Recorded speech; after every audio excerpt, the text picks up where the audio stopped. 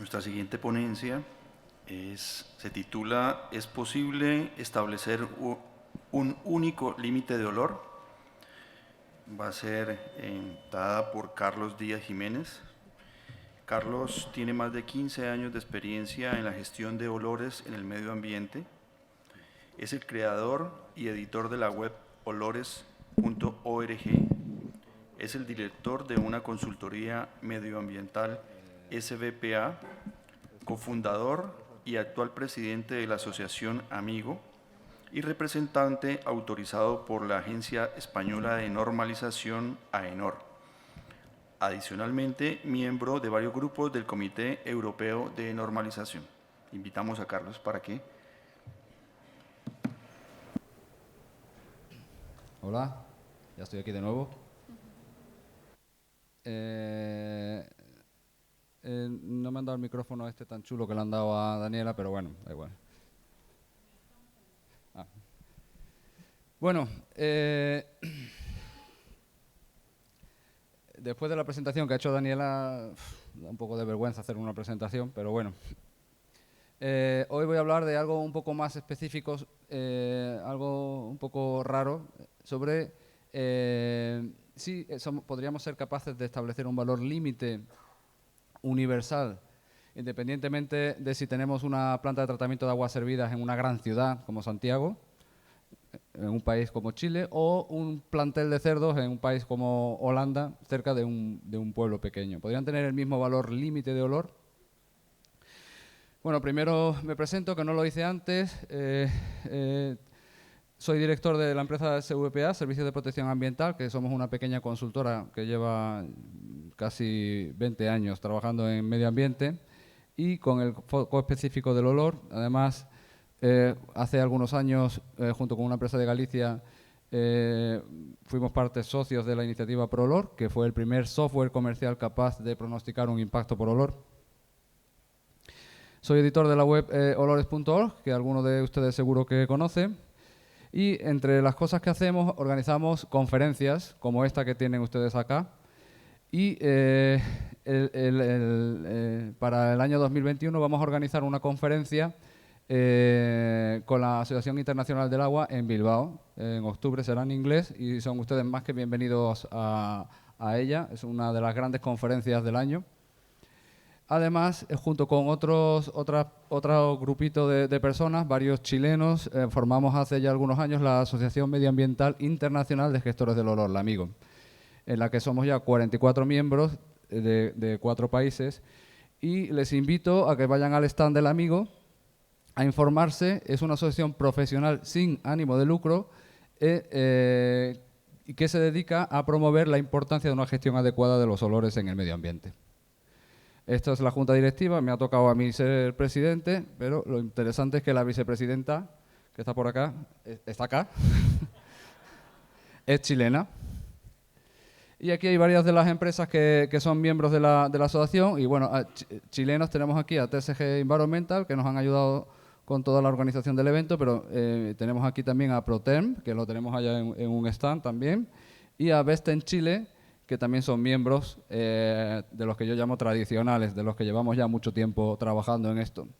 Dentro de la asociación estamos participando en un proyecto muy interesante, que si quieren saber más les informamos en el stand, sobre el mapeado de la molestia por olor con ciencia ciudadana. Bueno, esas son las cosas que hacemos. Y ahora, de lo que he venido yo aquí a hablar. He venido a hablar del criterio de impacto por olor. ¿De qué depende el criterio de impacto por olor que se ponga a una actividad? Pues depende de varios factores. Aquí he puesto algunos, pero no son todos, por supuesto. Depende de la legislación, no es lo mismo la legislación en Colombia que en Chile. Depende de dónde se ubique esa planta, si está cerca de un núcleo urbano o está en el desierto de Atacama. Depende del tipo de industria, si es una papelera o una planta de tratamiento de aguas servidas. Depende del criterio del técnico de la administración ambiental, a veces. Depende de si hay unas elecciones cerca y el número de votos electorales implicados, el criterio también varía. O también depende del criterio que haya tomado la empresa consultora que ha llevado a cabo el impacto por olor. Y muchos otros factores. Bueno, pues sería posible tener un criterio único independientemente de cualquier actividad, de forma que no importa dónde esté la actividad, qué actividad sea, podamos tener el mismo criterio. Es decir, podemos tener algo que nos diga si es incorrecto, si hay impacto por olor o no lo hay. Bueno, pues ya se ha dicho antes, el impacto por olor depende de varios factores. Aquí tenéis los típicos: frecuencia, intensidad, duración, ofensividad y sensibilidad de los receptores. Esto se conoce como la secuencia FIDOS, que la tenéis acá. Y simplemente es una forma de evaluar si una actividad tiene impacto o no lo tiene. Bueno, la frecuencia, vamos a hablar de la frecuencia. No es lo mismo golpearse un dedo una vez con un martillo que golpeársela 5 veces. La frecuencia es importante. No es lo mismo oler una sola vez en el año que oler durante 600 horas al año, ¿no? La frecuencia es muy importante en el impacto por olor.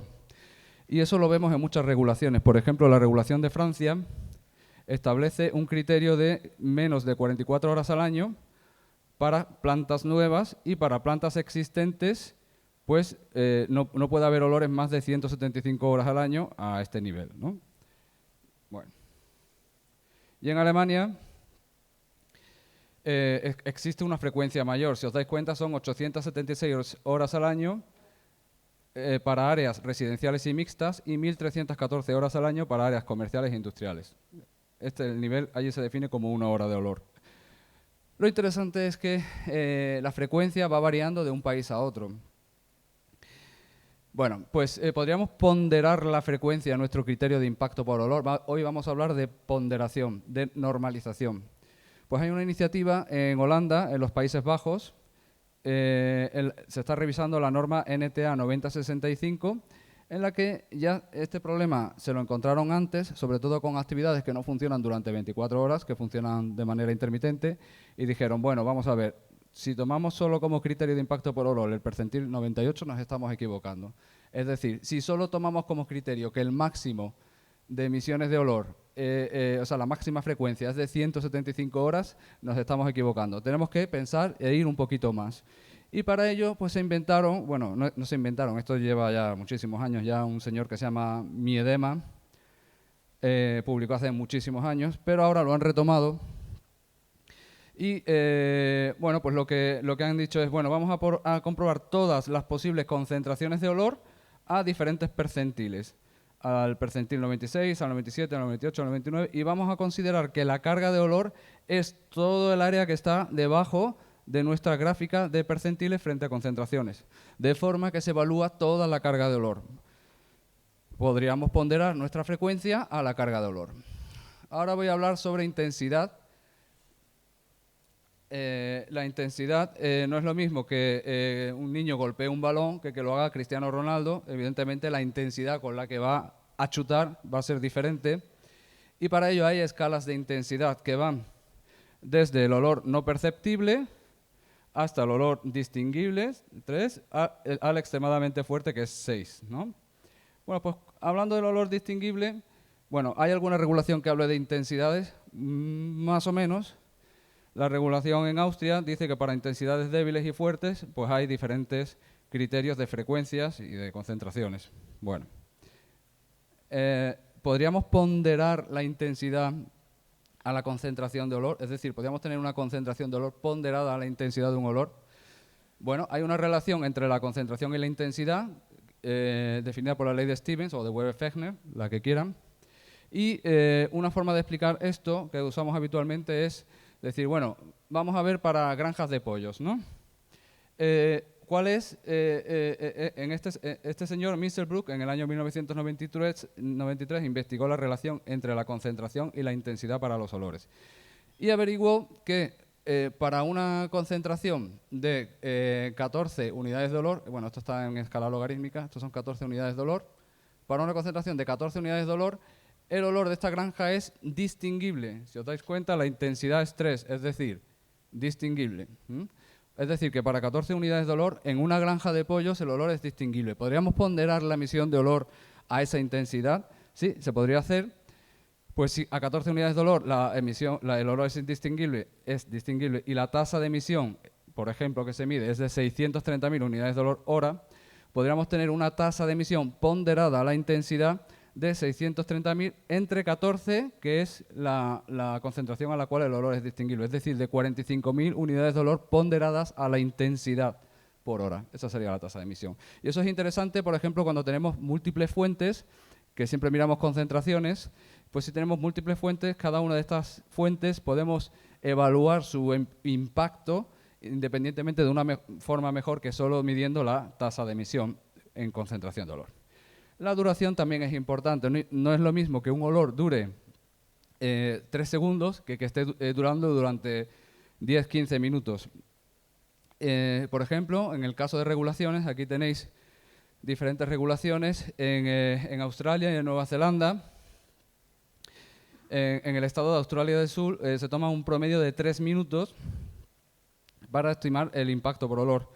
En Nueva Gales del Sur se toma un promedio de 1 segundo, por ejemplo, y en Nueva Zelanda se toma un promedio horario, que es lo más habitual que vemos en todas las legislaciones. ¿Podríamos ponderar de alguna forma el criterio de impacto por olor a la duración? ¿Podríamos ponderar? Pues se podría hacer con una relación de máximos al promedio. Esta ecuación que veis aquí es antiquísima. Hay una más interesante que ha presentado Jenny hace poco, desarrollada por Günther Schauberger y Martin Pinger.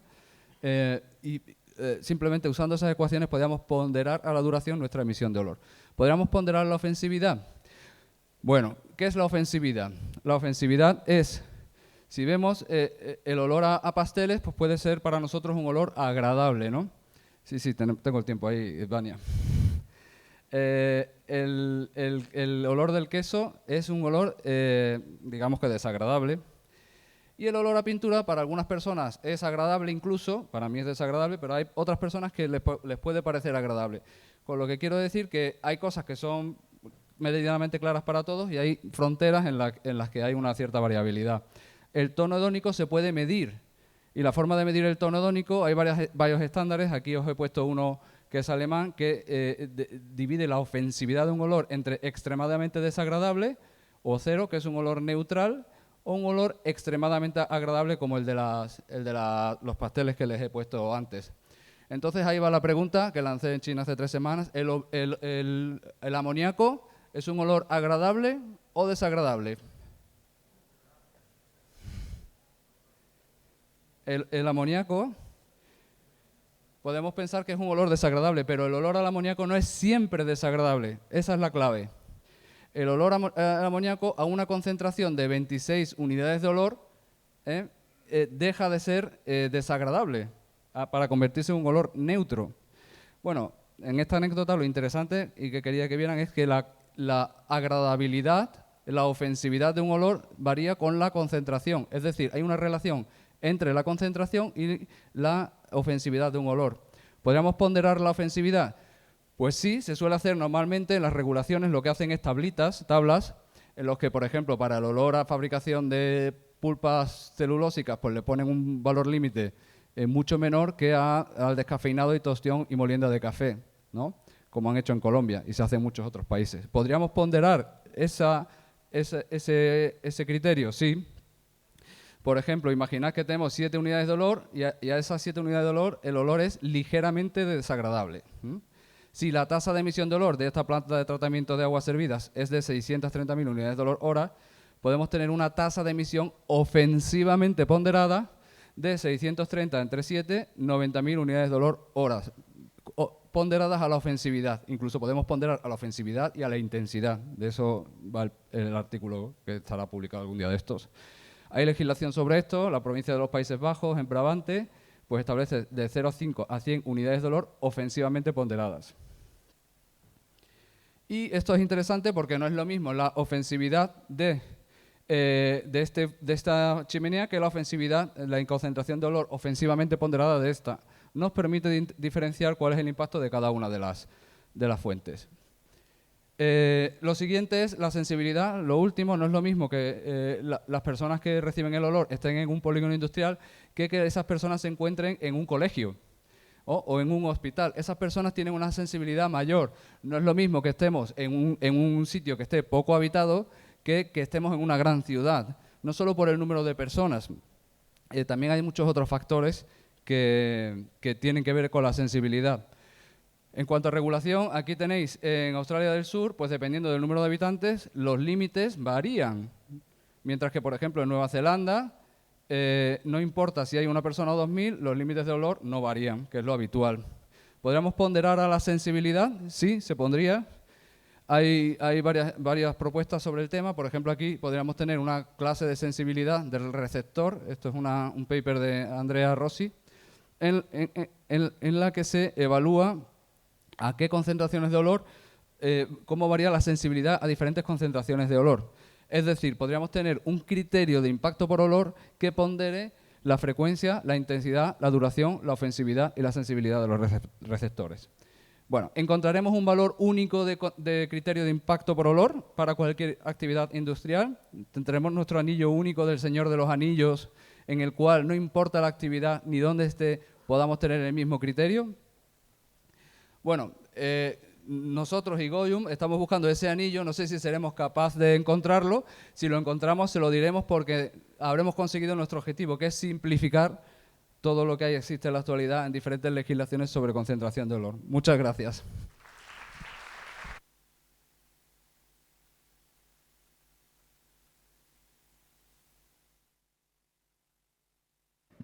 Abrimos el espacio de preguntas para la ponencia de Carlos que acabamos de escuchar. Por favor, levante la mano. Yo tengo una pregunta. Carlos, ¿sabes tú cómo hacen en otros países el manejo de las fiscalizaciones? Por ejemplo, a ver, voy a tratar de explicarme. Cuando fiscalizan a un titular o una instalación, ¿cómo, y van a terreno, cómo se maneja el hecho de que a lo mejor esté en la holgura del percentil equivalente? O sea, está dentro del 2% y está impactando. No sé si me doy a entender. En un percentil 98, dentro de las normativas, hay un 2% de las horas del año en que se supone que podría impactar, ¿verdad? ¿Cómo se maneja en la praxis cuando hay fiscalizaciones? ¿Tú sabes algo de eso? Yo recuerdo en Valladolid hace 3 años o 2 años que hice una compilación de todas las regulaciones del mundo rápida y fui corriendo y me dice Daniela, me hizo una pregunta Daniela, no sé dónde está, ¿cuál es la mejor? Pues esa pregunta es parecida. Para responder eso habría que ir analizando legislación por legislación cómo se va haciendo. Yo te digo cómo se hace en España, que es muy parecido a cómo se hace en el resto de Europa. En Europa hay una directiva que es la Directiva de Emisiones Industriales. La Directiva de Emisiones Industriales se basa en lo que se llama las mejores técnicas disponibles.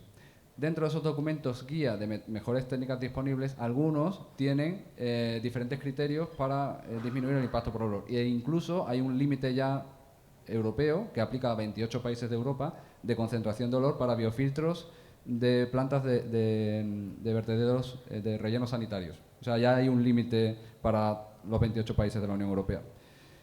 Pero si no existe ese límite, lo que se hace es que el organismo ambiental pide a la actividad que demuestre que no va a haber impacto por olor.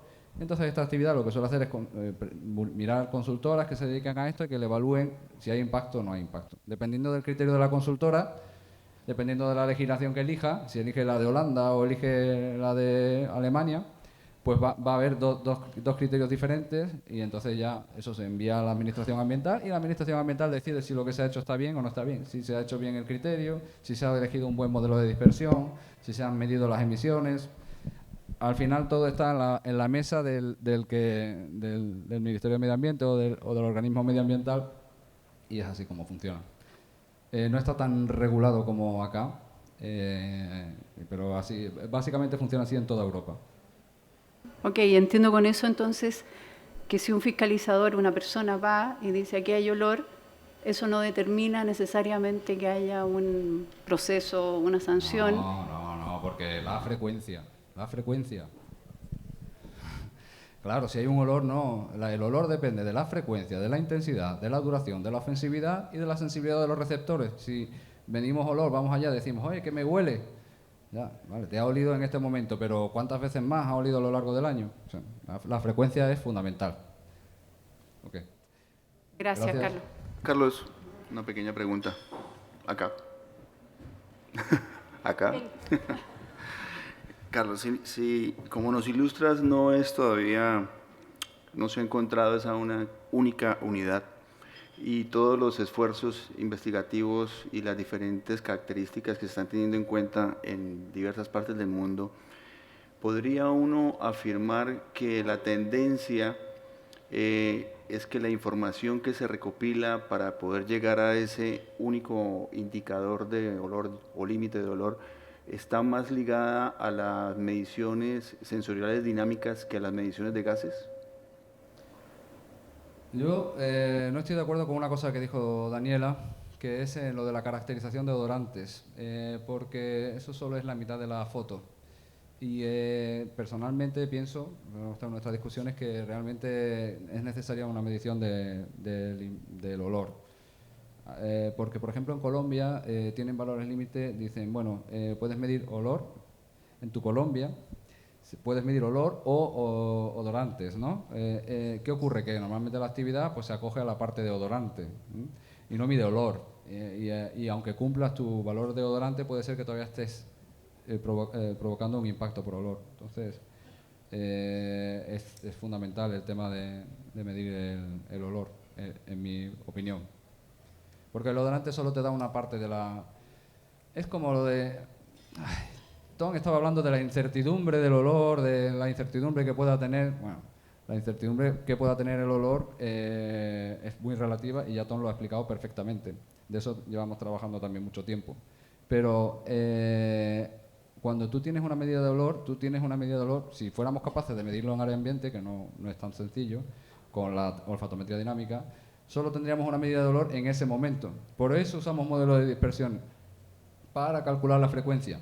Si es como lo de el Nathan Ranger, no sé, lo de esto para medir olor en el campo, posiblemente seas capaz de medir el olor en ese momento, pero te falta la frecuencia. ¿Cuántas veces ocurre ese olor a lo largo del año? Esa es la clave, el tener esa información, no solo de la frecuencia, sino de la intensidad, la duración, la ofensividad y la sensibilidad de los receptores.